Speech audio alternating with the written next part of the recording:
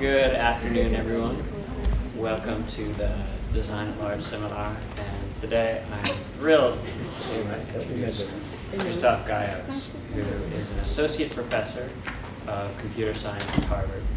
And any of you who have taken my graduate class know his work because, in fact, if you're taking my graduate class this year, we read his work on ability-based design this past week. He is famous for, among many other things, his dissertation research on Supple, which was an optimization-based approach to user interface rendering that enabled a UI to be dynamically generated for display sizes, user abilities, and other parameters. And what I really admire about the work that Krzystof does is that it combines extreme technical prowess with the human empathy that we always talk about as being really important, but is often missing among computer scientists. And so when people call me up and say, hey, we're from the computer science department, what is a computer science take on HCI? I point them to Krzystof and his work as an example of what we strive for. And so I'm sure after seeing his talk, you'll agree with me. Thank you. This is a brand new talk that I composed as a response to Scott's challenge and to as a response to the general theme of this lab and this seminar series. So maybe it won't be entirely compelling. Maybe some of my arguments will not be entirely convincing because I haven't tested them. I'm also going to exaggerate some of my arguments because I'd rather we had a lively discussion than you fell asleep. So if you yeah. So if you feel my argument is too strongly stated, just know that I know that. But still, we can use it for a starting point for a conversation. I'm thrilled to be here. Scott has been my mentor ever since I started as a graduate student in HCI. He's been several years ahead of me, kind of blazing the trail and always, doing the thing that I aspired to do a few years later. Thank you for all your help through the years. And several of the people in the audience I know intimately through your work, and it was quite exciting to actually meet you in the flesh.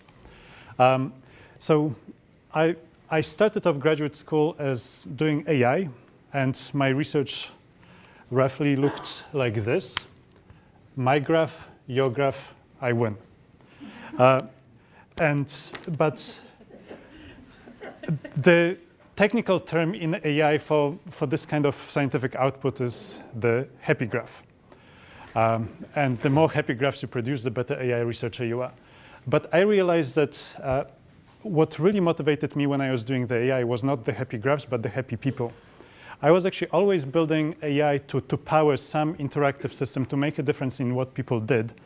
The problem was that the people that I was designing it for weren't getting it. I would design this totally awesome thing, and they would walk away or pretend to be confused or otherwise be uncooperative. So I made the assumption, the only reasonable assumption, that that this whole human thing was a small matter of design, kind of lipstick on a pig. Somebody will come and fix it up. The real science was in happy graphs and making things do cool things. That's the pig. Now, in retrospect, yes, I do agree.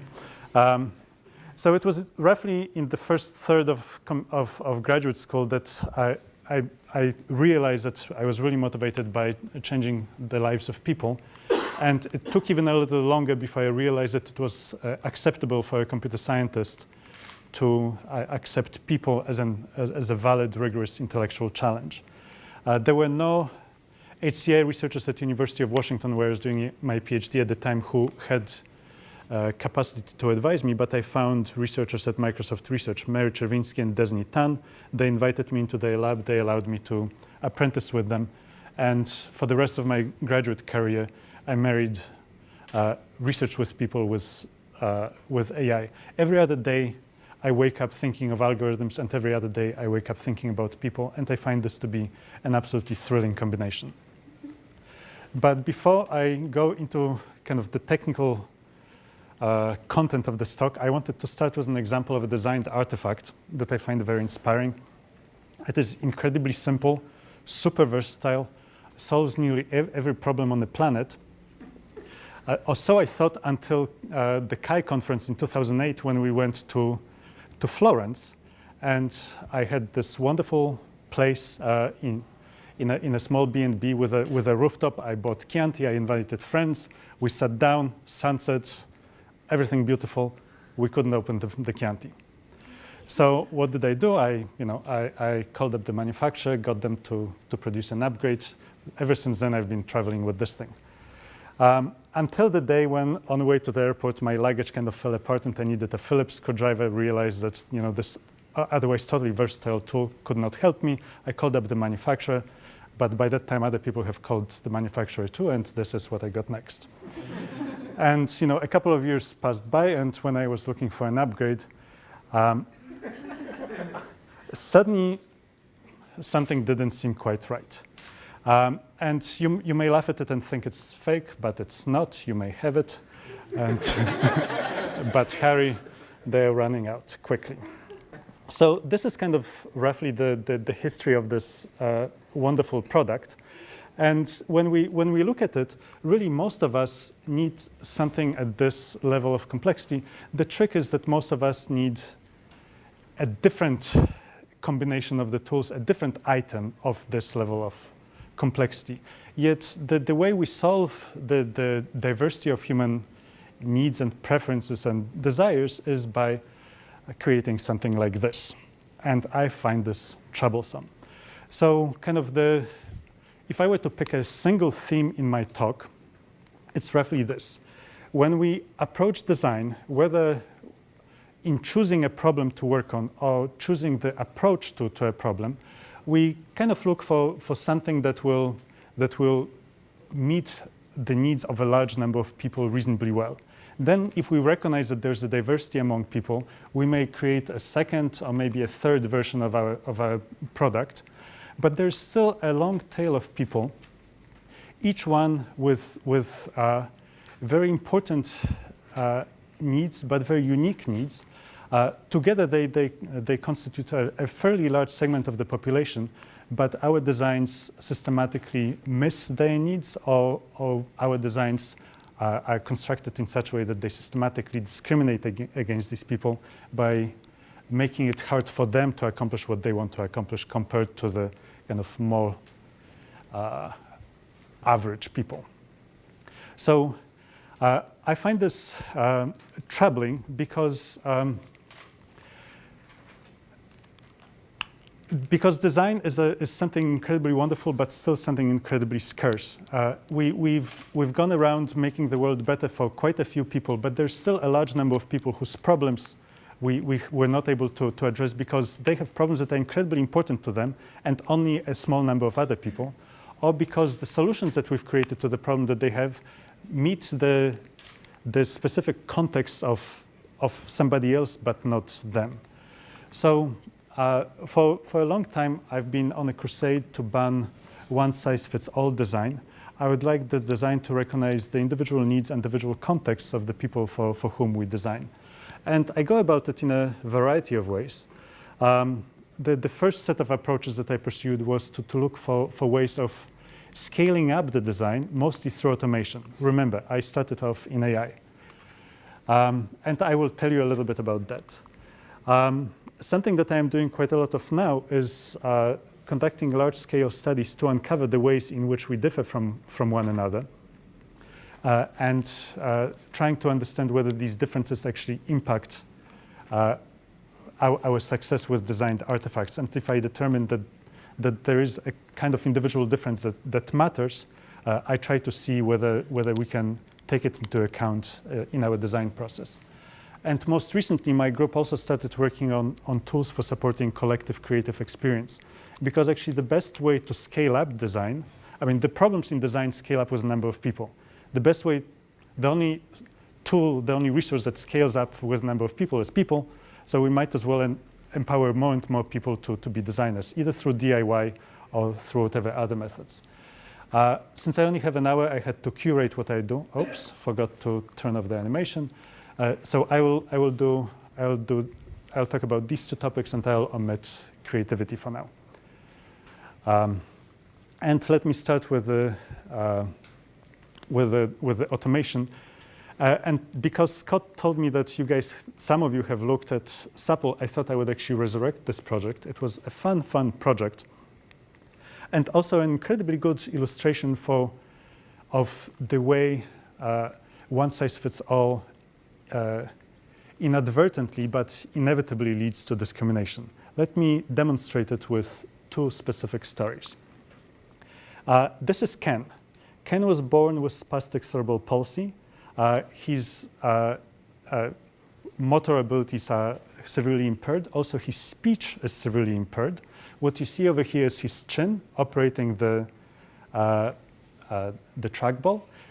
Because his speech is impaired, he cannot use speech recognition software. So to type, he uses a wand mounted to his forehead. So he pecks on the keyboard like this. Despite his impairment, he actually has a computer science degree, and he runs an independent IT consultancy. Yet he takes about 3 times longer to perform simple activities with his computer compared to his able-bodied colleagues. And despite the fact that he's got the education and the skill that is among the most marketable in our current society, he lives in a trailer home because he can take many fewer clients than his able-bodied colleagues. This is Claire. She's got muscular dystrophy, which means that she can make it means essentially a severe muscle weakness. She can make very small movements, but very precise movements. She's a college student.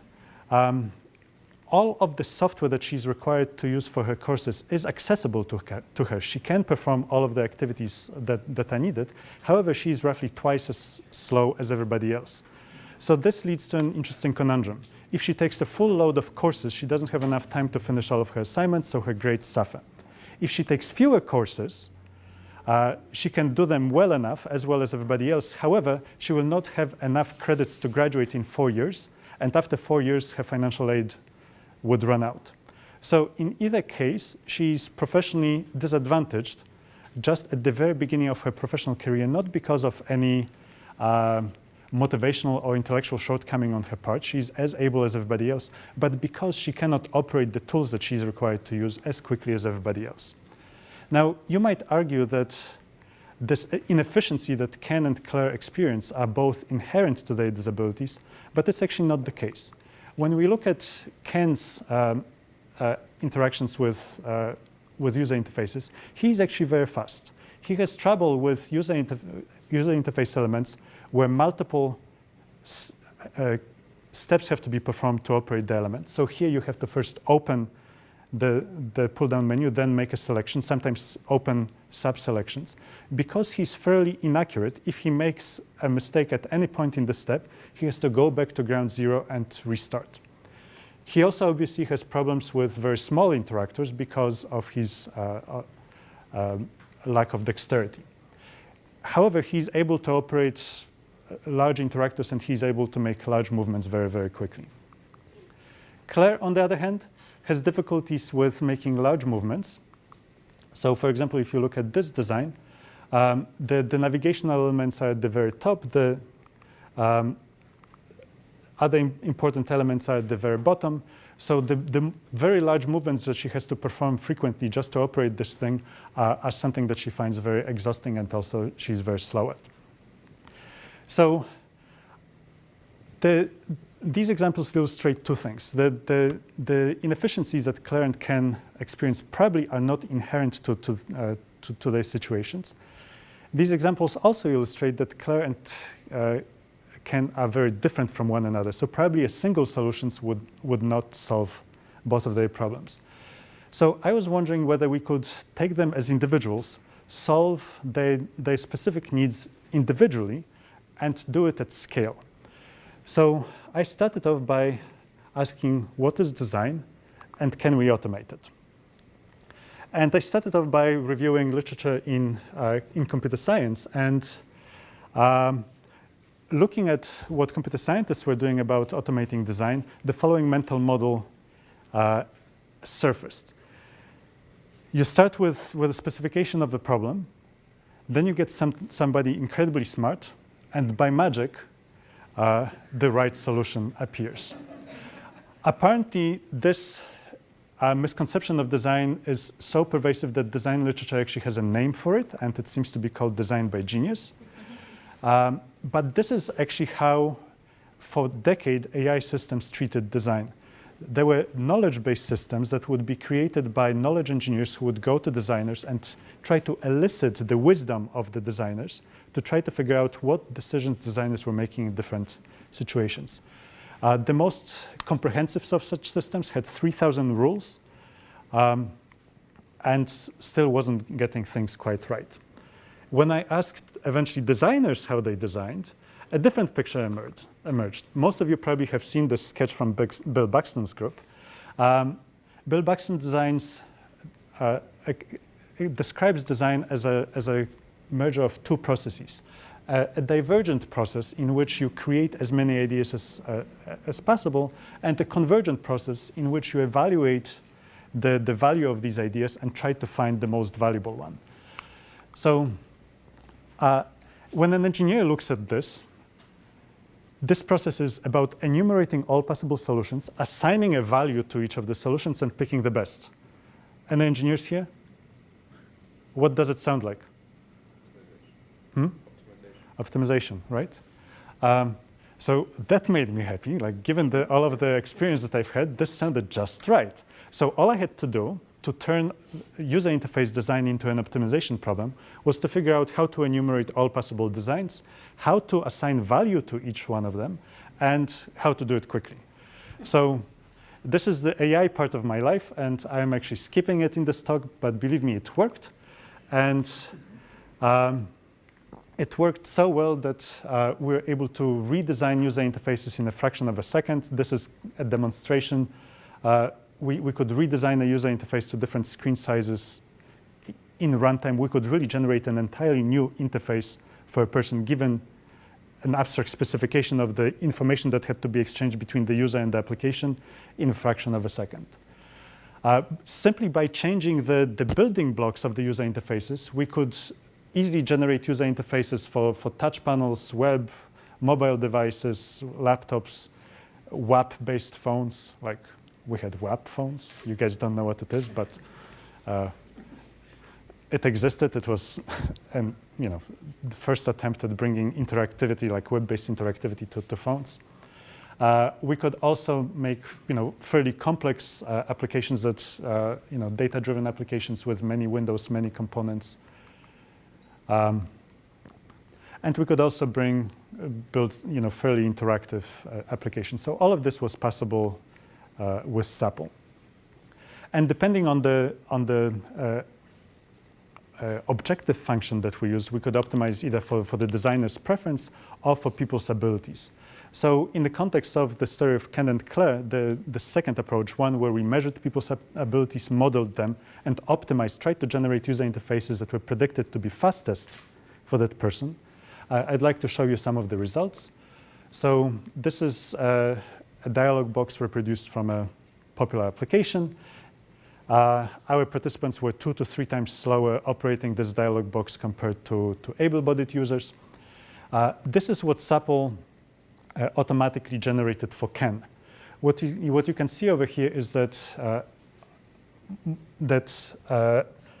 the lists are expanded to minimize the need for scrolling. All of the interactors are fairly large.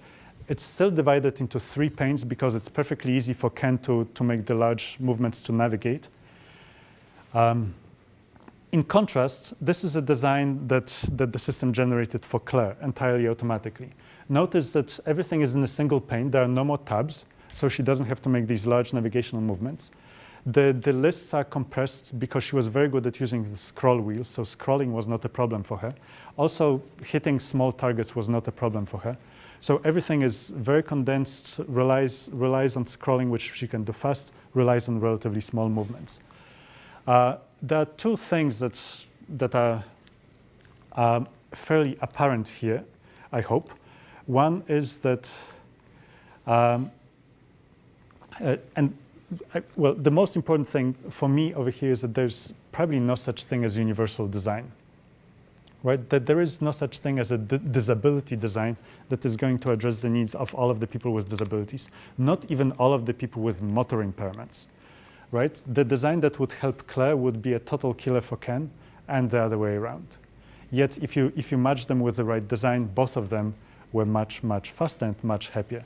So to quantify this, this is how much time able-bodied people needed to operate the standard user interface.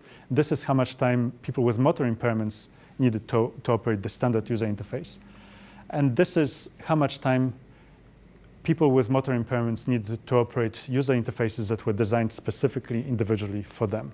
So we closed most of the performance gap between people with motor impairments and able-bodied people just by taking these people seriously as individuals and giving each individual a design that was optimized for what they could do well. So one kind of takeaway lesson from here is that it is feasible sometimes to cast a creative, open-ended problem as something that can be automated, can be thought of as optimization. Herb Simon in his Sciences of the Artificial already made that argument. We made it real. Another important thing was that we've got empirical evidence that these automatically generated user interfaces, even though they appear a little quirky and unusual, were actually appropriate for the users for whom we generated them. People were both faster and happier with those user interfaces. And finally, I really want to stress this point that universal design, it is good to aspire to build tools that are possible to use by as many people as possible, but do not be overly confident in the power of universal design. It's incredibly hard to build something that is efficient and effective and equitable for everyone. So with this, I would like to show you yet another example of a system where we used automation to aid design, and where again we used the optimization trick. I forgot to mention that I'm quite happy to engage in the conversation throughout the talk. I've got about 55 minutes worth of content. If we engage in the conversation, it will stretch, but I understand that people plan on hanging out here for a little longer than an hour. Okay. All right. One thing that I've learned as a professor is to count to 10 when I say, are there any questions? It's incredibly, incredibly hard. All right. So the second example where I wanted to kind of both highlight the discriminatory dangers of one-size-fits-all design and the opportunities for personalization is in adapting visual content to people with color vision deficiencies.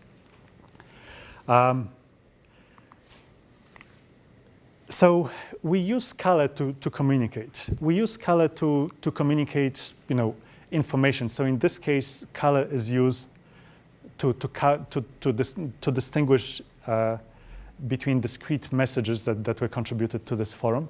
But we also use color here much more holistically to convey mood, emotion, and kind of very subjective components of this design. A person with a red-green color vision deficiency would perceive this design like this. For one thing, they can no longer distinguish between the color-coded elements over here because they both green and red end up looking the same. But also, the experience somehow isn't the same, right? These are not exactly red, luscious lips. Yes, they are. They're also green.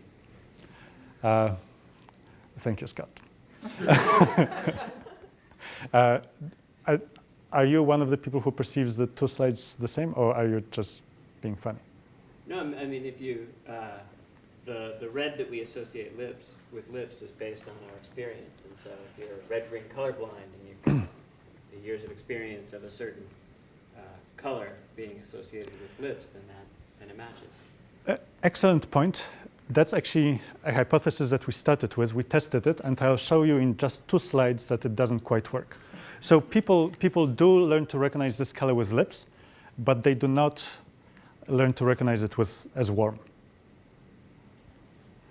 So I'll show you that in a second. I think mismatch there is with the red, with the term red, not with the lips, right?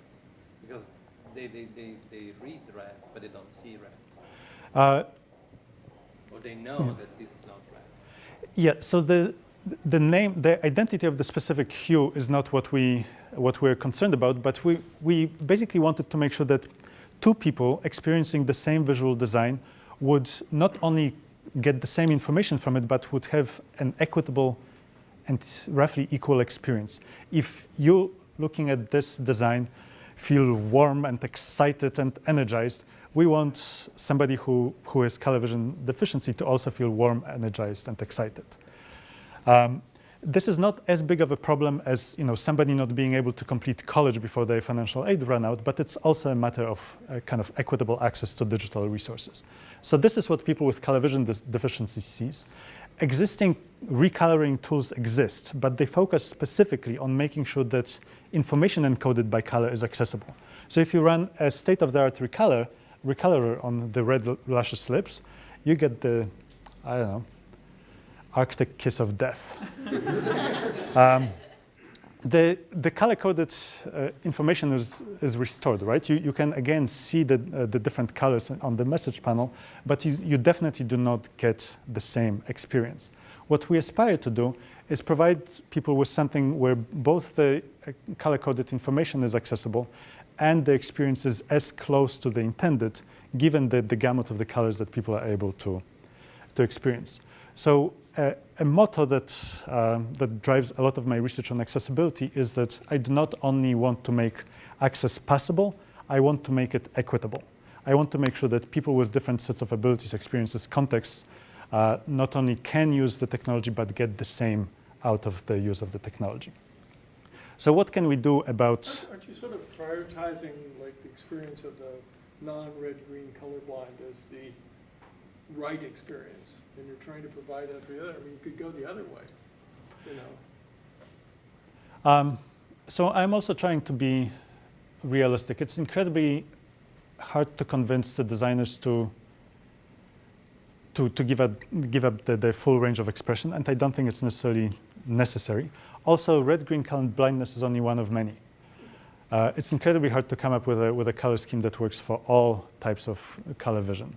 So maybe personalized, on-the-fly recoloring that meets your needs and context, it might be, I think it's a reasonable trade-off.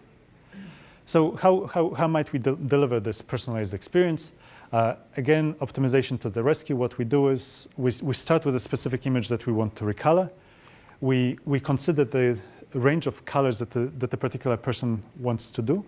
And we do it per image because we have to translate into a relatively small number of colors. So we want, and not all images use all of the colors, so we want to just find a translation between the colors that are present in the original image and the colors that the person that we're translating for can see. So this is roughly what the process looks like. And we turn it into an optimization problem, and typically we optimize for two things. First, if two colors in the original design were differentiable by this amount, they ought to be differentiable by this amount in the recolored design. And as much as possible, we want to stick to the original colors. So if something was originally in a color that is perceivable by our users, we want to stick to this color as much as possible. But now we want to accomplish more. We want to also make sure that the emotional content of the colors is preserved. So both we want to make sure that each individual color has the emotional component that it originally had, and that also neighboring colors that differ in emotional content content similarly in the recolored image. So because we want to turn it into numbers, the first thing that we had to do is kind of come up with a computational model of subjective response to color. We actually found something in psychology. Somebody has already done the work for us and came up with a fairly compelling model.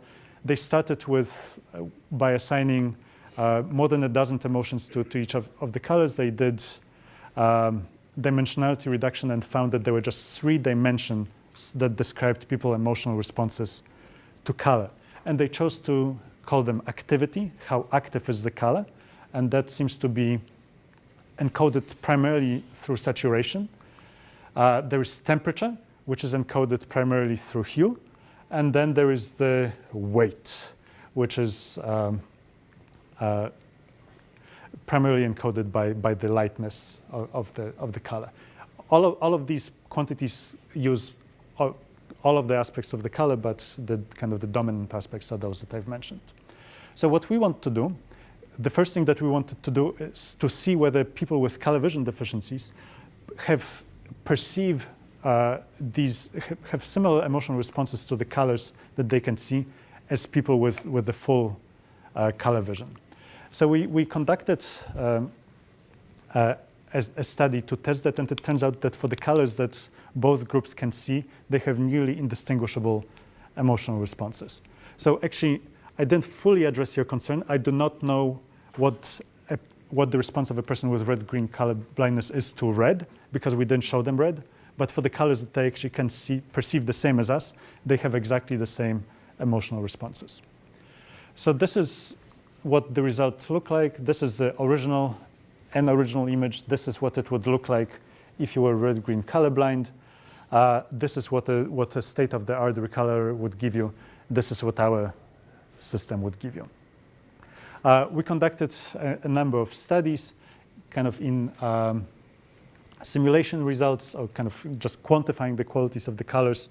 Our system, the differentiability of color-encoded information was as good as with the existing systems, but we improved naturalness. So our color choices, hue choices, were much closer to the original than in the original.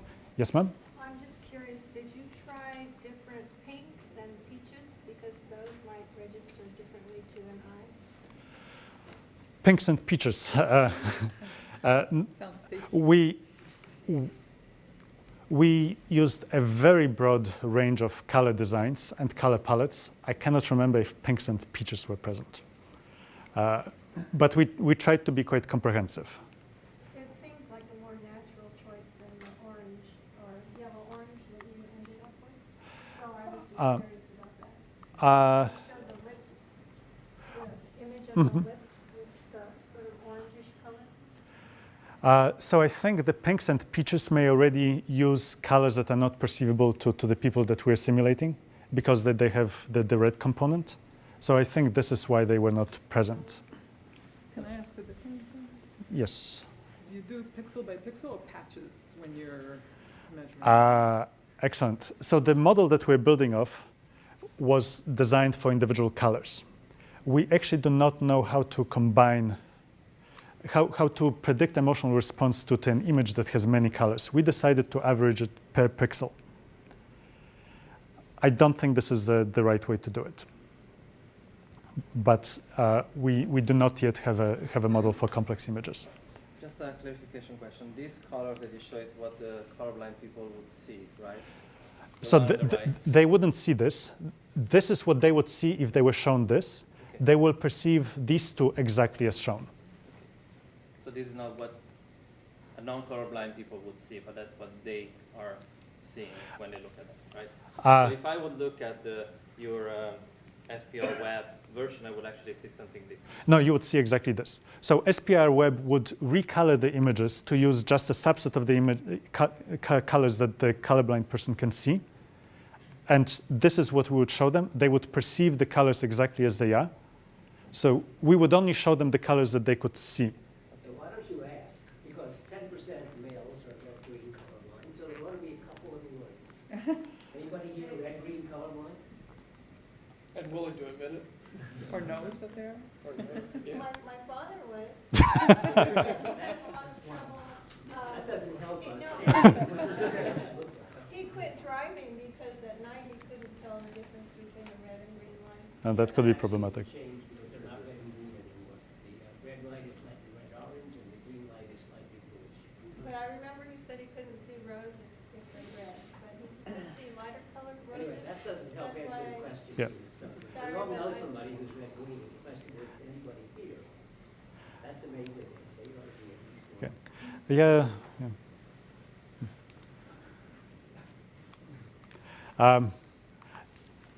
Anyway, it worked. And interesting because now I'm being colorblind because there are two different colors here. But I cannot perceive them. On Because you're using phosphors on the screen, which have nothing to do with normal colors. That's a mapping of the image into that triangular space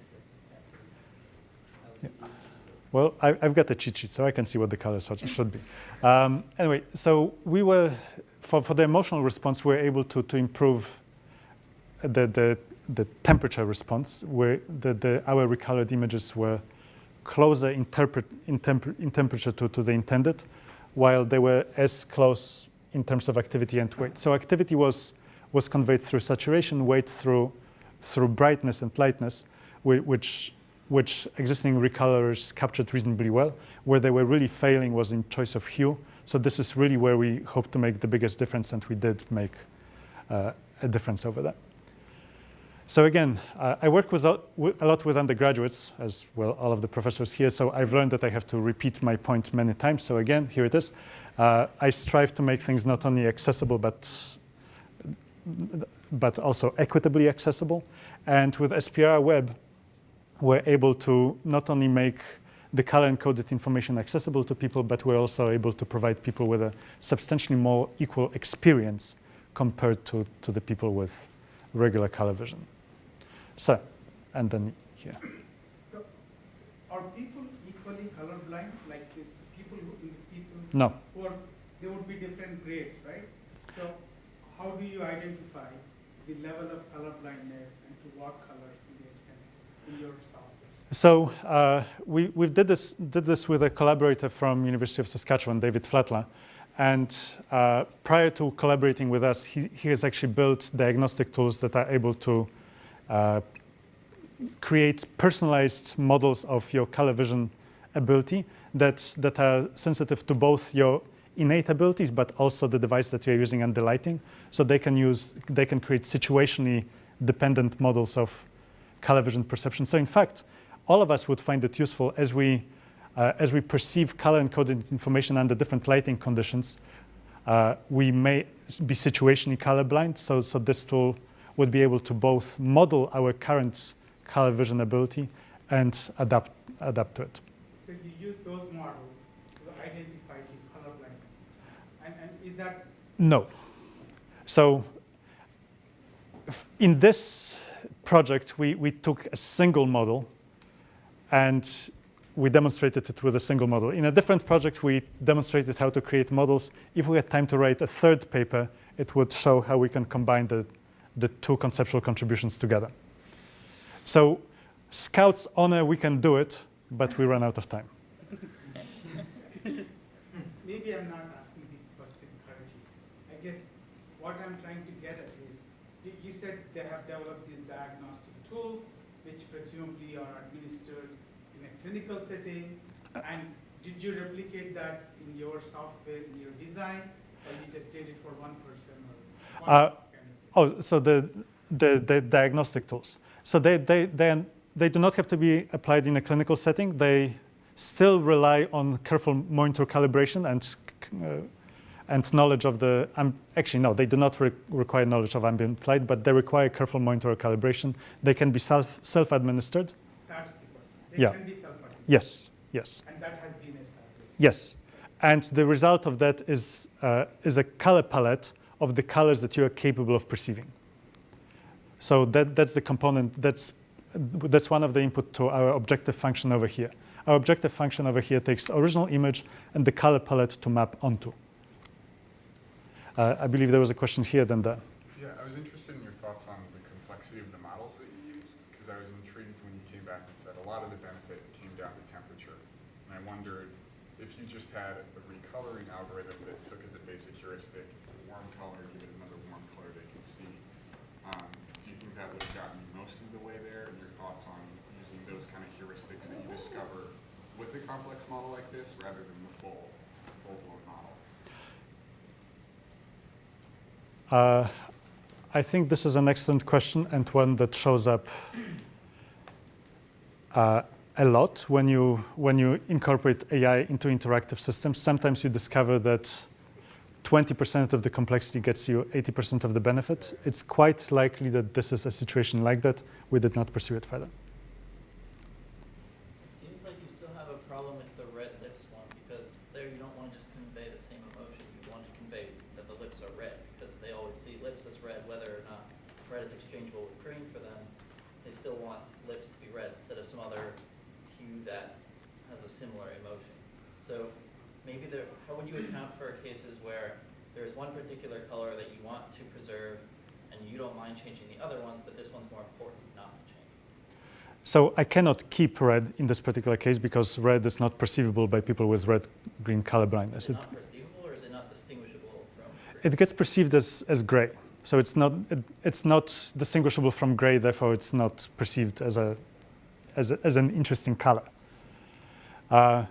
And you are right that the specific example that I picked is complicated because the color not only here has emotional content, but it also has very specific semantic content. And obviously, this is incredibly complicated and we did not address it.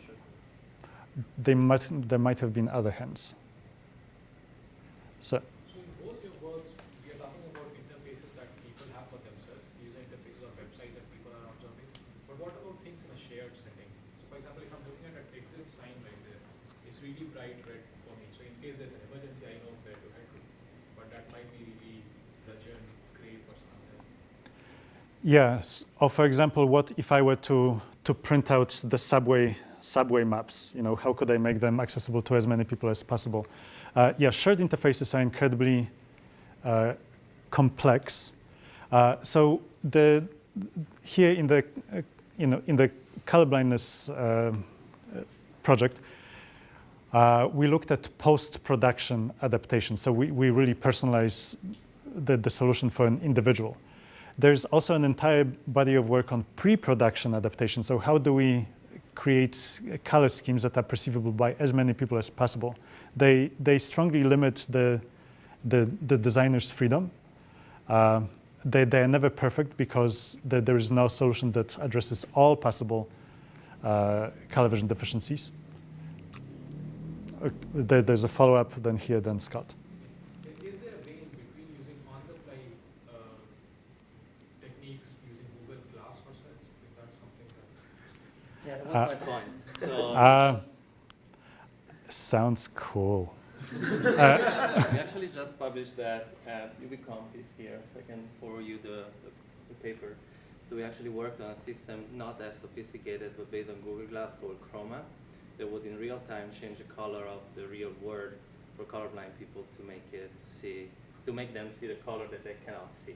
We didn't go there. We didn't go into emotion and things, which would be really, really interesting. But that's fine. It's already so cool. But Yeah. Like Scott and then here. So what about doing cross-modal cues? Like if we had a design that was red and we decide, or Helen, who's an artist, asked you about the peach colors, and maybe we decide we want to convey peach, but for somebody who can't see that very well, we use another cue like font style or something. So basically you say, how can we simulate synesthesia? Yeah, that's exactly right. That's exactly right. I think that's actually quite fascinating. I'm not sure what effect it would have on people, but yeah, I think it's super inspiring, but I think it may have unexpected consequences. So your name is Helen. Yes. Okay.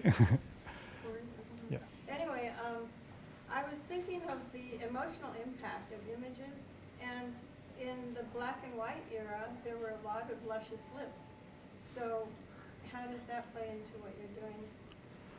Oh my goodness, look, I am an AI guy. I do have a soul, but it's a little bit hard for me to answer this question. I think you would be, I think you know a much better answer than I do. So. You mentioned testing your results against your subjects. I was wondering if your subjects were ever involved in the process of coming up with your rule set and how you actually did your design. In other words, does your AI process involve the end users in the actual experience? to develop the actual optimization process? So maybe I'll answer it in the context of SAPL, because there we did it two ways. So, in SAPL makes very complex design decisions. They're captured under the hood by more than 60 parameters. So it's essentially infeasible for us to give people direct control over the parameters. However, we did think that it was important for people to have some level of control. So one of the modeling systems that we built actually captured people's preferences. So people would be presented with two designs of exactly the same functionality, and they would be asked, which is better for you? Which do you prefer? They would answer this question. They would be shown another pair, another pair, another pair. After about 50 such questions, the system would have a pretty good idea of what this person preferred. The other system that we developed would ask people to perform a set of tasks, clicking, pointing, dragging, list selection, and it would measure how different parameters of the tasks, such as distances, target sizes, would impact people's actual performance. In our study, we actually had both conditions. So people would get personalized user interfaces based on what they thought they wanted, and they would get personalized user interfaces based on how they actually performed. They preferred and did better with the user interfaces that were based on their performance. This is not an entirely fair comparison because people did this preference solicitation task out of context. They would be presented with very novel designs, and they would be asked to react to them without having tried them. So we think that if it was more of an iterative process where they would first state their preferences and had the chance to experience them, then refine their preferences, they might arrive at something better. And in fact, in most of our work, we strive to develop a combination of solutions, one that uses automation to bring you to the right ballpark and to do the boring set of choices, but also give you a meaningful set of high-level manual controls. So in another study that I will not describe today, we actually collected performance data, motor performance data from 250,000 people, and we performed factor analysis on it just to see what is the smallest number of dimensions that really describes the variability in people's motor abilities, and there seem to be 4.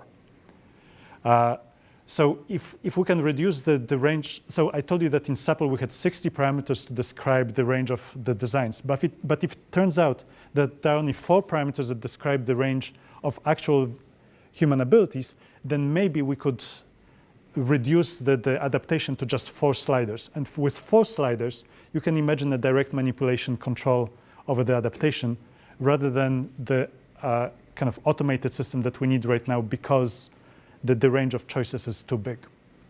So when involving your subjects, was it iterative at all? Did you give them the preferences in both different cases and develop your AI based on it? Or did you go back with different AI models and see just how well you progressed against the final outcome? And both in subtle and interweb colors. So with SAPL, we created one model for a person's preference and one model for a person's abilities, but I'm not sure if this was your question. It was whether the model was refined repeatedly by going back to your subjects so that you perfected. No, we could not do that. So the realities of the study was such that just eliciting people's preferences and abilities took an hour. Most of our subjects could not come to the lab. So I would drive up to an hour each way to each of my participants. So I limited the study to 2 sessions, one in which I would meet them and elicit their preferences. They would be tired by then, so I would leave them alone and would come back for the second part of the study where we actually evaluated the interfaces that came out from the first interaction. So there is a practical trade-off involved. Yeah, maybe you covered this already.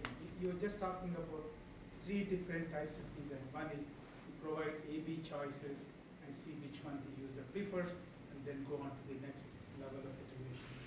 And the other one was people were trying by themselves, and then you learn from that. Can you comment on the scalability and the best the accuracy of the design, like the best possible design from those 2 contexts? And also the third one that you just mentioned, where you reduce everything into very few number of parameters. To me, that sounded like one size fits all. Maybe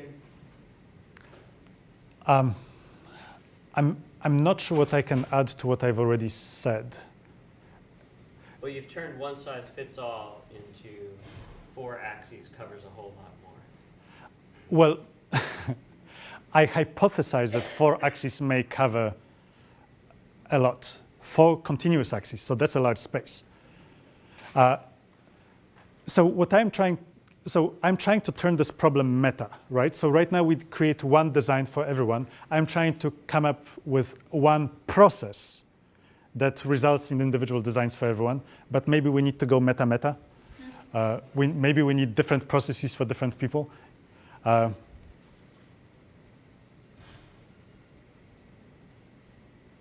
then now for something completely different.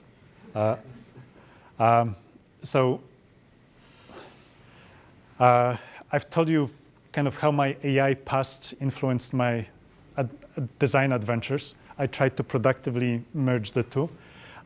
More recently, I've been trying to actually understand where else we inevitably, kind of inadvertently discriminate against people. How else do we differ from one another? What other assumptions do we make about how people function that may actually not be true?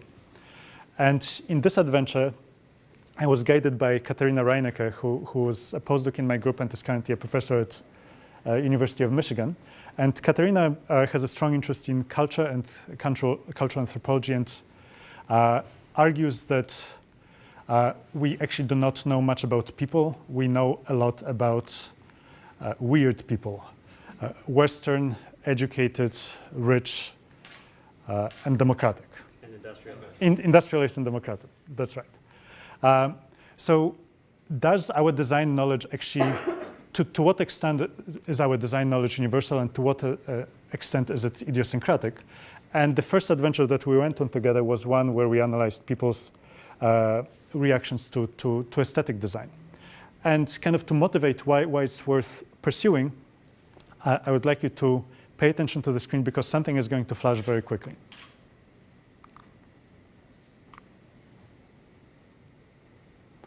Okay, how many of you found this design aesthetically pleasing? How many of you, if this was a design, let's say for Amazon or eBay, how many of you would choose to make a purchase and to reveal your credit card number? You can tell us the agents love that. Pardon me? You can tell us that agents, they love it. I guess this is part of the point we are trying to make. So, but if you look at Yahoo, it's compared to Amazon, you actually can find that Americans, Westerners also have these complex websites and the simple ones. And if you look at Alibaba compared to others, they also have a very simple website. So it's a complex issue. it's a complex issue. So I'm not sure if studying existing websites is particularly informative, because existing websites are, designs of existing websites are informed by empirical knowledge that we obtained from weird people and people's assumptions about other cultures. So what we wanted to study is how people actually react to aesthetic designs, and whether it differs across the world. But the first point that I wanted to make is that aesthetics actually matters. Like, you yourselves kind of had this negative reaction to the previous designs, and none of you raised your hand when I asked whether you would reveal your credit card number to a company whose design looked like this. And you are not alone. The perception of aesthetics actually impacts our perception of trustworthiness of the underlying product. It impacts our willingness to engage. And as Noam Traktinsky, I still don't know how to pronounce his name properly, has demonstrated quite interestingly, the aesthetics impacts not only perception of usability, but actual usability. People presented with a functionally equivalent interface that was uglier than the original had fewer errors and took more time completing tasks than people that use exactly functionally equivalent interface that was designed in a way that was aesthetically pleasing. The most compelling explanation for it that I've heard uses emotion as a mediator. When we expect negative affect, we tend to focus. When we expect positive affect, we think more broadly. So you can imagine that if you experience positive affect, you run into an error, you will try something new. If you experience negative affect, if you run into a roadblock, you will just try the same thing over and over. But I think many of you are much better equipped to actually speculate on the underlying causes than I am. Still, that was a very compelling explanation.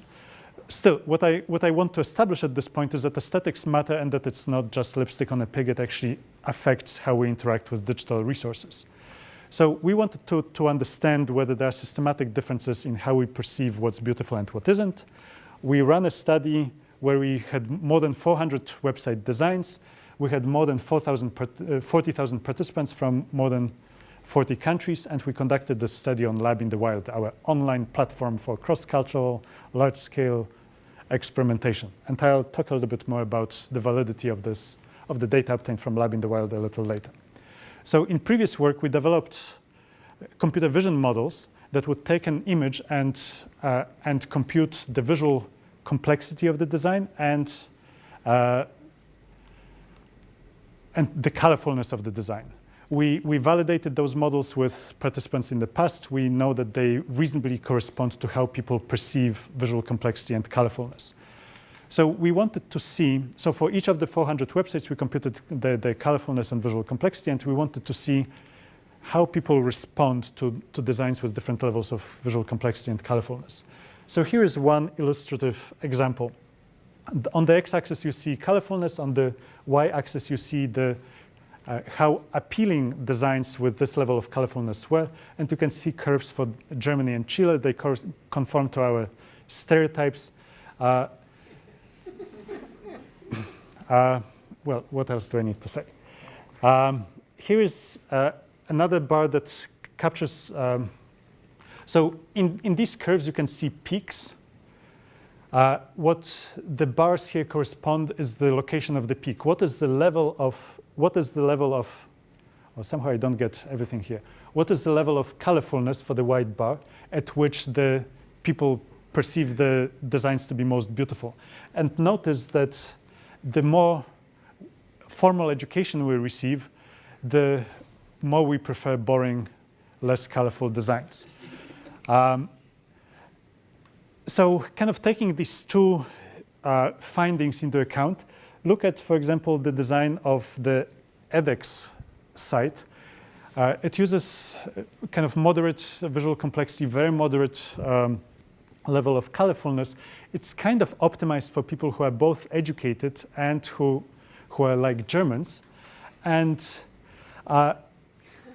perhaps does not quite correspond to to what people from other parts of the world would find appealing. And this is problematic because we claim that we are designing these online educational opportunities to reach people who do not have access to formal education. We also know that the aesthetic design mediates perception of trustworthiness and willingness to engage, yet we design in such a way as to appeal mostly to educated Westerners and not to uneducated people from other parts of the world. Another example. These are examples of two websites that women found much more attractive than men in our study. And these are examples of websites that men found much more attractive than women in our study. Notice that the two designs that men found much more attractive than women both have to do with both resources for computer scientists. Again, we're in a situation in which we are trying to encourage women to become computer scientists, yet when we design resources for computer scientists, we design them in such a way that they preferentially appeal to men than women. So are we inadvertently, incredibly subtly discriminating against women? Did you Greek the text, or did people see the content? We didn't Greek it, but we presented each visual design for 500 milliseconds. In most cases, people were not able to see any semantic content except in a few cases where it was really, really large. But we carefully chose sites that people were most likely unfamiliar with, though, yeah, this was presented to general population. So, I mean, only we know what W3C is, normal people don't. So What I think is particularly exciting about this work is not just the results, but also the tool that we use to collect these results, which is the lab in the wild. So very briefly, I wanted to tell you about that. So we created, again, work with Katarina. We came to this problem from slightly different angles. So Katarina was very interested in cross-cultural research. She traveled to Rwanda, she traveled to India, she traveled to Thailand, but she felt that it was a slightly inefficient way of actually conducting research. She was wondering, could we actually study people across the world, less weird populations in ways that were a little bit more efficient? I remember meeting Mary Czerwiński, a very prominent HCI researcher from Microsoft Research, roughly when I was finishing grad school. And she came to me and showed me her iPhone and said, see, this is an app that my teenage daughter did. She got 10,000 users in just 2 weeks. I opened my mouth, I looked at it, and I thought, my goodness, a competent, motivated teen has access to a larger quantity of data in 2 weeks than I will ever have as an HCI professor. And it struck me as being very wrong. It's not that we should always conduct large-scale studies, but it struck me as very wrong that large-scale studies were not even part of our toolkit. We're running n equals 15 studies not because we chose to, but because we had no choices. So I felt very motivated to change it. And this project kind of came from these two sets of motivations. Katarina's desire to reach the larger fraction of the world, and my desire to be at least as good as a motivated teenager with an iPhone app. So we created a site that basically encourages people to participate in behavioral experiments for free online. There are kind of two sets of questions, like will they come? And if they do come, are the data valid? So I want to answer both of these questions.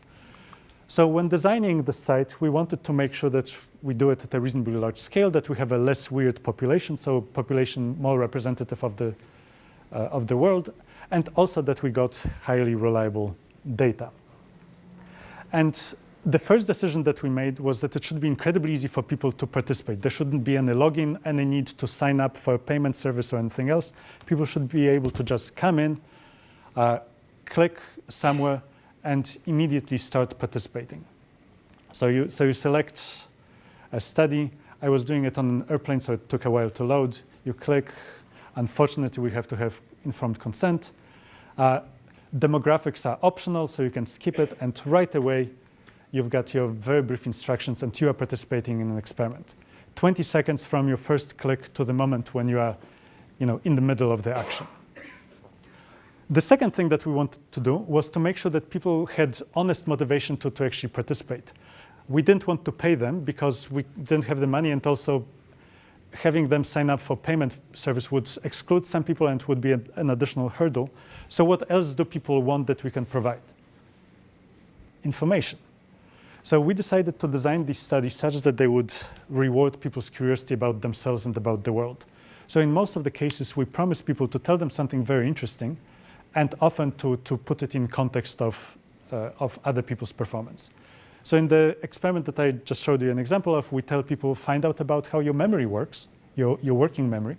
And at the end of the study, we would actually tell them, this is how quick you were, this is how accurate you were, and look, this is the concept we are trying to capture. With the more things we keep in our memory, the slower we are retrieving it. Isn't that interesting? Isn't it fun? This is what the data look like for everybody else. This is what the data look like for you. Go enjoy. And by the way, further down it says, tell your friends on Facebook. And people actually do it.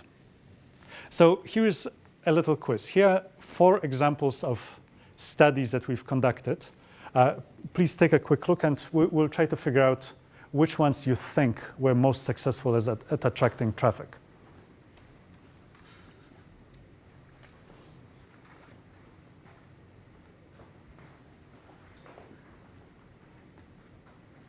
Okay, let's have a few votes.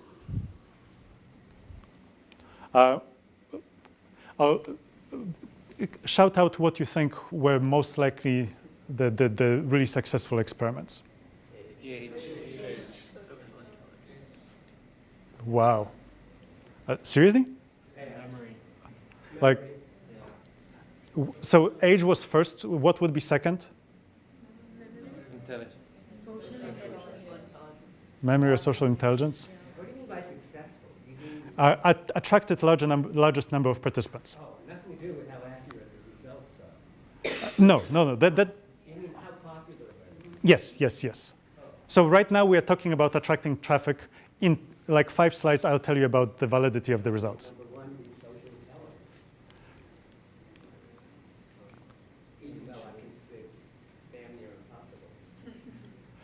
Okay, so here are the results. Guessing your age, 500,000 people in 3 weeks. Then we had to pull the plug because it was incredibly computationally expensive. It was. I don't know if you have the data. Is that because also of the few dots, which is kind of compelling? So it was a Fitz law experiment. We had people doing Fitz law experiment. Because I think it's compelling that you guess your age, but it's also you only have to click a few dots. It's not just about the Well, like 70. But yeah, essentially we knew that age was messing up our data. So we actually flipped the regression to predict the age rather than to remove it from our analysis. And we spat it back at people.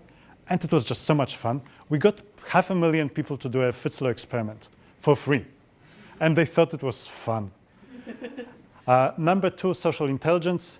So this is the reading the mind in the ICE test. Tom Malone's group showed that it strongly predicts how well team members do on team-based problems. They linked it to theory of mind. This is why we called it a social intelligence test.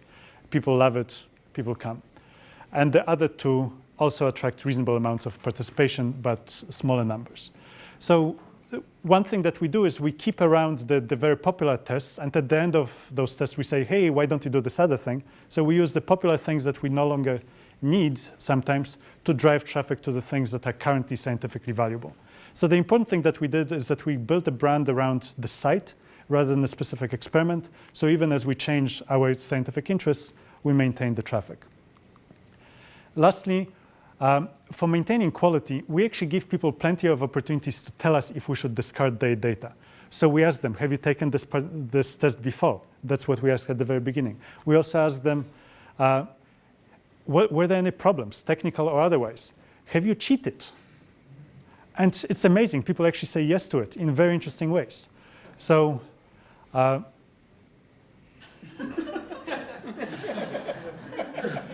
lots of interesting things happen.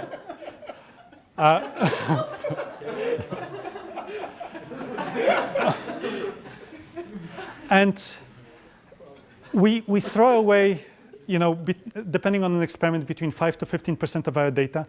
People really nicely help us clean up their data. Sometimes they tell us, oh, I took screenshots during the aesthetics test when we show them things for only half a second. They tell us, I wrote the symbols down during the memory test. Thank you. I mean, it's okay if you try to break the experiment as long as you tell us at the end, and people do, and it's awesome. So now, can we trust the data? We validated this very carefully by reproducing 3 experiments that have been replicated in labs many times. So one was this aesthetics test. So the important thing in this aesthetics test is that people provided their aesthetic judgment, their subjective judgment on a set of screenshots, but they did it twice.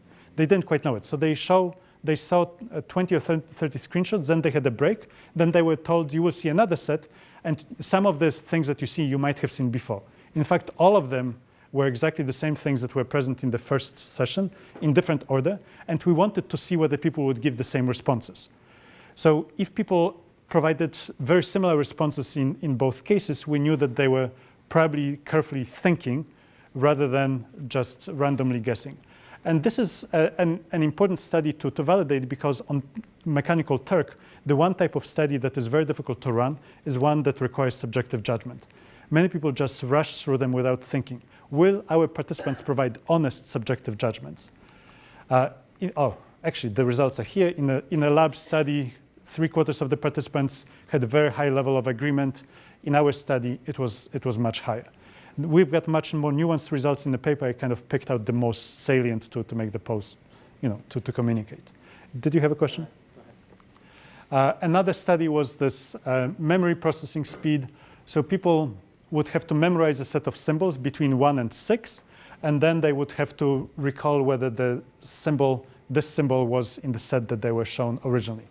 This is a difficult thing for people to do well, because if you've got 6 symbols to memorize, this is very high cognitive load. So in order to do this study accurately, you have to really think incredibly hard. Will our participants be willing to put serious effort, non-superficial effort into it? And indeed they did. The main finding of the original set of studies is that you've got a very high linear, very nice linear fit as the number of items increases, and we get R-squareds of 0.999. So this got validated.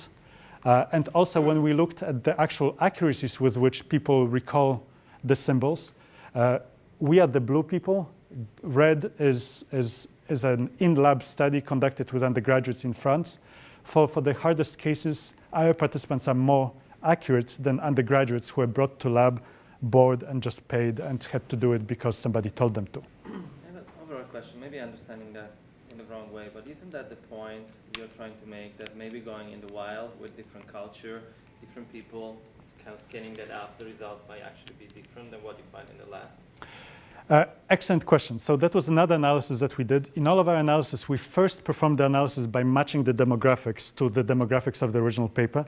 And then we repeated the analysis with the overall population, trying to see whether there were any systematic demographic differences. For this, there were no demographic differences. For the aesthetics, there were no differences in people's ability to provide reliable results. So people all over the world provided equally repeatable results, but they differed in the specific aesthetic judgments that they made. In this last study that we replicated, the reading the mind in the eyes test, so this is what it looks like. You are presented with a picture and you are supposed to pick an emotion that best matches the emotional expression in the eyes. It was originally developed to study autism. Later on, it was shown to kind of reflect the general theory of mind ability. So this is interesting because this requires both effort and subjective judgment. And here, the results that I'm presenting you are demographics matched. So the original study was performed with British population, British general population, and British students. And we replicated here with people who said that they were from Britain and who had similar age characteristics as the original population. When we then expanded the study to the analysis to the broad population, we saw a very strong effect that people from cultures who were more distant from Britain performed less well. So people from cultures where you are less likely to see a white face because all of the faces were white, or people where the emotional expression either in media or in real life may differ from what British people do, and British people are actually quite idiosyncratic. So the results on this test vary with culture. So in a way, you're both validating that in the same cultural environment it scales up, and that in different cultural environment it actually changes, right? Yeah, so we are able to use we use these data both to kind of validate the experimental setup and also to reflect on the generalizability of the results. All right, so I've told you essentially everything, and I would like to kind of synthesize it. So kind of the undergraduate level synthesis is, we all want simple tools, but we all want different simple tools. In the adaptive world, we all get what we want, and it's simple and it's great. In the one-size-fits-all, life is miserable. In the one-size-fits-all, we discriminate against people in ways that actually matter. In the adaptive world, we all get tools that make us efficient and successful. In the one-size-fits-all matter world, or in one where we do not kind of take the equitable access into account, we provide people with unequal experiences. When we take equitable access into account and take it seriously, we make people have comparable experiences. I think that aesthetics matters, and I think right now we're in the one-size-fits-all regime where we are systematically discriminating against the people who need the online education the most, and I hope to do something about it. So again, I think one size fits all is harmful. I think we need other ways of thinking about design. And in my group, we do it by productively leveraging AI, studying people at scale around the world, and also by thinking about how to help more people be creative together. Thank you.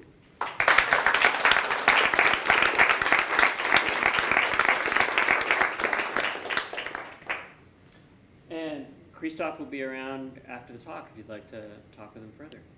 Thanks for coming. Thank you.